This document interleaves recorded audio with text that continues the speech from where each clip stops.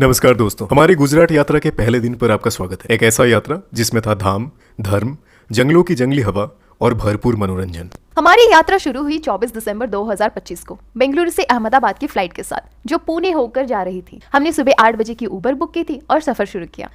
बस से हम केम्पेगौड़ा एयरपोर्ट पहुंचे और आश्चर्य की बात ये थी कि उस दिन ट्रैफिक बहुत कम था। बेंगलुरु के मशहूर ट्रैफिक में हम फंसे जरूर, 50 मिनट से कम समय में एयरपोर्ट पहुंच ही गए। डिजी यात्रा से एंट्री तो फटाफट हो गई, लेकिन खुशियां ज्यादा देर तक नहीं टिकी। इंडिगो के बैकड्रॉप की लाइन तो भंडारे की लाइन से भी ज्यादा लंबी थी। इंडिगो के कर्मचारियों की कमी के चलते काउंटर आधे खाली थे और लाइन रेंगती हुई आगे बढ़ रही थी। 1 घंटे 20 मिनट के इंतजार के बाद हमारी बारी आई। हमने बैकड्रॉप किया और लाउंज पहुंचे, जहां मेरी नाराज श्रीमती जी ने खाने के बजाय ईमेल चेक करना शुरू किया। खाना खत्म करने के बाद मैंने देखा कि एक अजीब आदमी मुझे घूर रहा था, देखने में हूबहू मेरे पति जैसा। यही हमारा इशारा था कि अब उठना चाहिए। हम गेट की ओर बढ़े और फ्लाइट में सवार हो गए। विमान पूरी तरह भरा हुआ था, शायद सब लोग यात्रा पर निकले थे। हमेशा की तरह मेरी अर्धांगिनी ने विंडो सीट हथिया ली और तुरंत सो गई।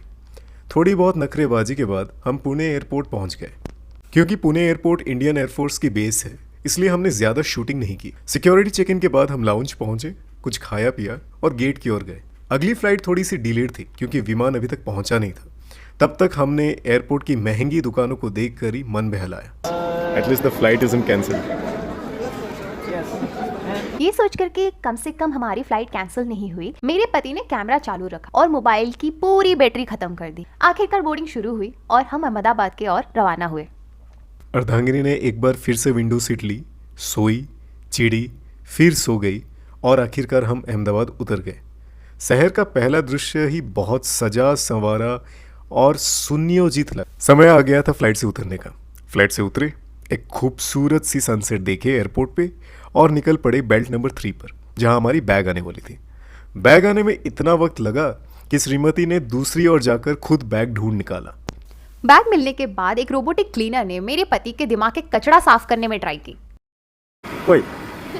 Don't attack me. एयरपोर्ट पर पहुंचते ही हमने कुछ एस्थेटिक शॉट्स लिए, कैब बुक की और रास्ते में भारत के लोहे पुरुष के भव्य प्रतिमा को निहारा। होटल वेन्यू इन पहुंचते ही खुशखबरी मिली। हमारे लंबे ठहराव के कारण हमारा कमरा डिलक्स से सुपर डिलक्स में अपग्रेड कर दिया गया था। कमरे में एक आरामदायक सोफा, वार्डरोब और एक work station, king size bed और एक शानदार सा व्यू था, कुछ ऐसा। बस इसी के साथ गुजरात यात्रा का पहला दिन यहीं समाप्त होता है। मिलते हैं कल डे 2 पर।